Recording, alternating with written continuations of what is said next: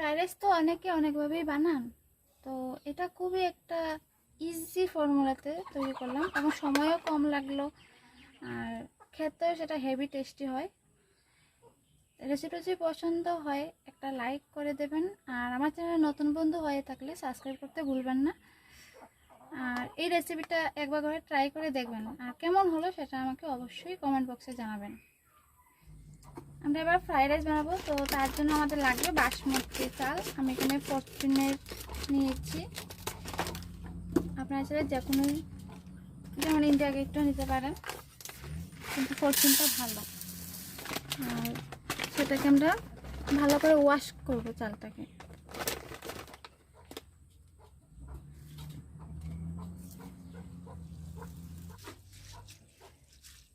চালটা আমি 3 বার ধুয়ে নিয়েছি, আর এবার আমি তার মধ্যে কিছুটা জল দিয়ে রেখে দেবো চালটা ভেজার জন্য।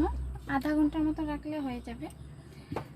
আর এটা ভেজানোর মেইন কারণ হচ্ছে এই চালটা যখন বের হয় তখন সেটা একবার বয়েল হয়ে তারপরে সেটা বের হয়, তার জন্য সেটাকে নর্মাল টেম্পারেচার আসার জন্য তাকে ভিজিয়ে আধা ঘন্টা রাখা খুব জরুরি।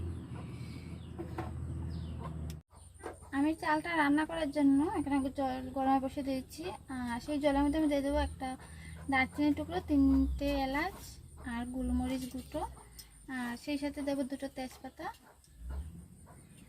এবার আমরা চালটা দিয়ে দেবো। চালটা ভেজানো আধা ঘন্টা হয়ে গেছে।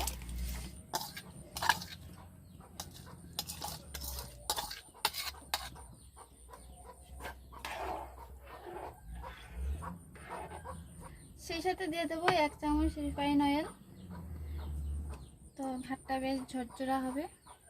আর রিফাইন তেলের বদলে লেবুর রসও দেওয়া যায়। তো আমার চালটা 80% হয়ে গেছে, এবার আমরা সেটাকে ঢেলে নেব।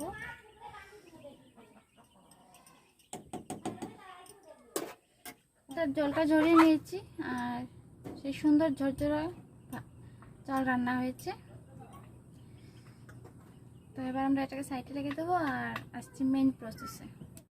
তো আমি কড়াই গরম বসিয়ে দিয়েছি, আর তার মধ্যে দিয়ে দেবো বেশ কিছুটা ঘি। আপনারা ঘিয়ের পরিবর্তে সাদা তেলও ইউজ করতে পারেন,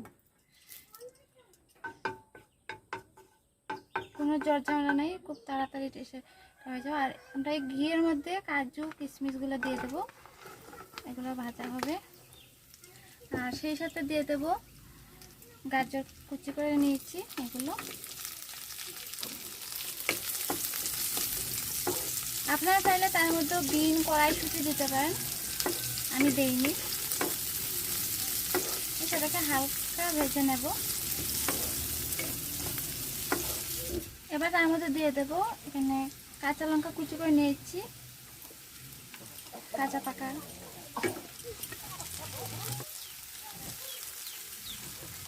এবার আমরা তার মধ্যে দিয়ে দেবো আমাদের তৈরি করা চালটা।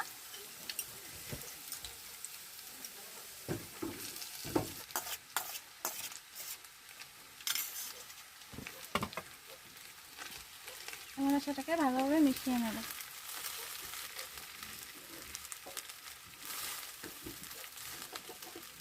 সো তৈরি হয়ে গেল আমার ফ্রাইড রাইস, খুব সিম্পলভাবে তৈরি করলাম।